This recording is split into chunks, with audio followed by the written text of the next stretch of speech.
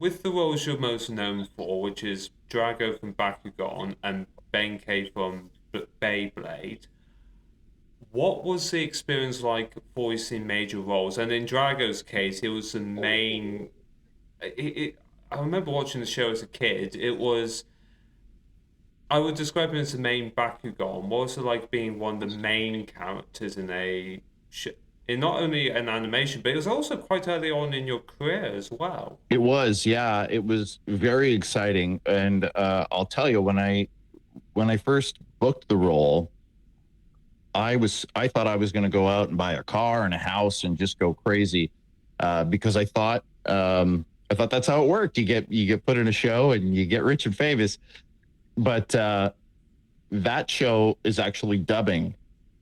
So for people who don't know what that is, with animation, when it's an original, say it's made in North America, an English speaking animation original, normally what happens is all the voice actors record all their lines before any animation is done. So the animators then animate to what you've done with your mouth. And that gives the actors a lot of leeway for pacing and pauses and maybe improvising little laughs or any kind of thing that they think the character should have. So then the animators are listening to this and make sure that they call them lip flaps, that the lip flaps move properly.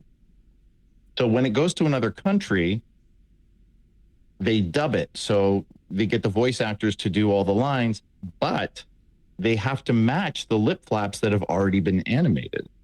So with Bakugan, this was actually originally made in Japan. So it's Japanese voice actors did everything first. The animation was done. And then it comes to North America. Some geniuses said this is going to work here too. So they hire a bunch of English speaking voice actors, myself included. So what I had to learn very quickly was I don't have tons of freedom to just do whatever I want. They've translated the script, and hopefully those words will still match up with the Japanese lip flaps. And often they didn't. So in the booth, we're often trying to rewrite something so it doesn't come across as, "Hi there, how are you?" You know, everyone's seen some bad versions of dubbing. A lot of old kung fu movies were done quickly and poorly that way. So I really tried hard to say, wait, can we try it a different way? Can I say something like, "Hi there, what's up?" or something? Drago wouldn't say that, but just to make it so that pause isn't in the middle of a sentence that doesn't make sense, trying to sort of reframe it. So that was a skill I had to learn very quickly. Also, I had to learn how to protect my voice because there's a lot of battling in Bakugan. And Drago sort of talks like this. He's got a real growl and rasp. And if you're not careful, that can tear your throat up. And what I eventually started asking the producers to do would be we do all the dialogue for the episode first, and sort of save the screaming and battling till the end of the session.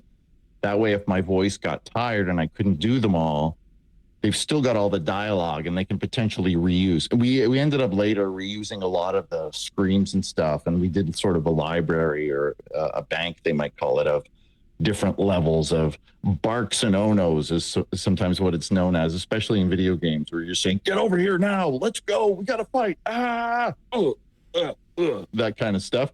So honestly, it was often exhausting. I'd often leave that booth sweating because Drago is the main Bakugan. He and Dan are the main two characters. It's basically an ensemble show, but he's in pretty much every scene. And so there's a lot of, "Let's go, let's do this," different efforts and different battle moves and things. So it was quite exhausting. And there were a lot of episodes in every season, which was really great because I was working there most weeks of the year. I'd come in and do this. And I was in several iterations of the show. So yeah, it was all just very exciting right from the beginning. I was very grateful to have it. I wanted to be in some kind of cartoon playing a character my whole life. And yeah, like you said, it happened very early in my career. So I was mainly just grateful, and I learned a lot on the job. I went home tired and satisfied after every session.